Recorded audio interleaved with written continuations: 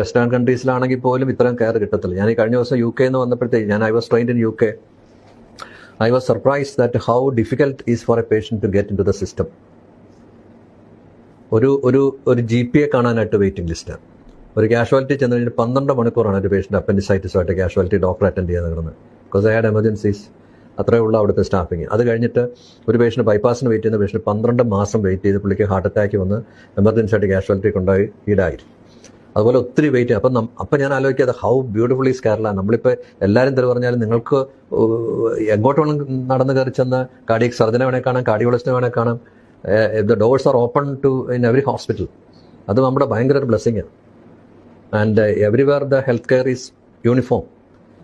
നമ്മളിപ്പം അവിടെ ചെന്നാലും they are all well train. കേരളത്തിലെ ഒരു പ്രത്യേകതയാണ്, വളരെ എത്തിക്കൽ പ്രാക്ടീസാണ്. Doctor, how good is the Kerala healthcare system, like comparable to the rest of the country or the rest of the world?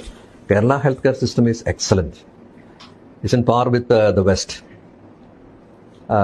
So we had been always quoting the figures which we have, like infant mortality rate is much lower than even lesser than Europe. Maternal mortality rate is quite low.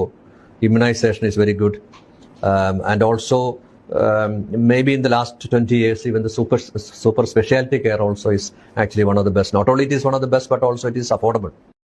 വൈഫിന് ഒരു food കഴിച്ചിട്ട് allergy ആയിട്ട് ഞങ്ങൾ ഹോസ്പിറ്റലായിരുന്നു. അപ്പോൾ ഹോസ്പിറ്റലിൽ നിന്ന് അവര് നോക്കിയിട്ട് ഇഞ്ചക്ഷനൊക്കെ ചെയ്തിട്ട് എന്ത് പറഞ്ഞു, അലർജിന്റെ ഒരു ടെസ്റ്റ് ഉണ്ട്, അത് ചെയ്യാൻ വേണ്ടിയിട്ട് ഏതെങ്കിലും ഫാർമസിയിൽ പോയിട്ട് അപ്പോയിന്റ്മെന്റ് എടുത്താൽ മതി, എന്ത് ചെയ്യാ, എന്നിട്ട് നിങ്ങൾ പോയി ടെസ്റ്റ് ചെയ്താൽ എന്താ അതിന്റെ ഇതെന്ന് അറിയാന്ന് പറഞ്ഞു. കഴിച്ചതിൽ ഏതിനാണ് പ്രോബ്ലം എന്നുള്ളത് അറിയാൻ വേണ്ടി പറഞ്ഞു.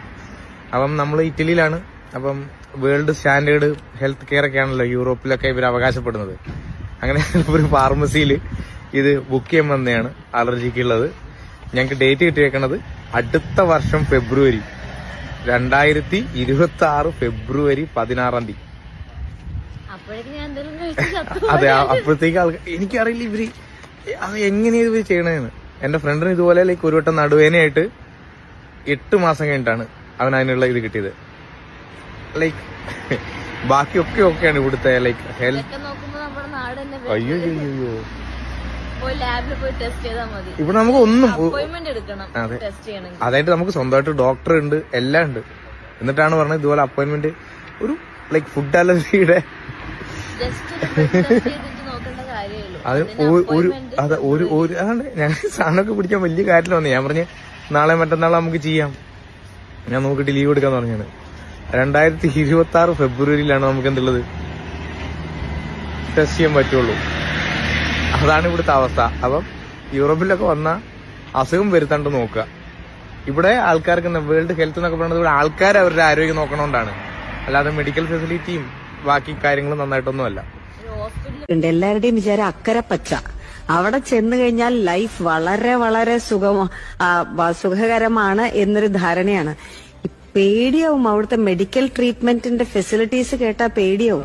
നമുക്കൊരു പനി വന്ന ഡോക്ടറെ കാണണമെങ്കിൽ ചിലപ്പോൾ ഇതൊക്കെ മാറി 2 ആഴ്ച കൂടെ കഴിഞ്ഞിട്ടായിരിക്കും. പേഴ്സണൽ അനുഭവമാണ്. എന്റെ നെവ്യൂ സ്കോട്ട്ലൻഡിലാണ്. അവനൊരു കളിച്ച് ഷോൾഡർ ഡിസ്ലൊക്കേഷൻ ആയിട്ട് പറയാൻ എന്റെ ബ്രദർ ഡോക്ടറായിട്ടും കൺസൾട്ടന്റ് ആയിട്ടും 6 മാസം കഴിഞ്ഞിട്ട് അപ്പോയിന്റ്മെന്റ് കിട്ടിയിരിക്കുന്നത് കാണാൻ ഒരു ഇതിന്.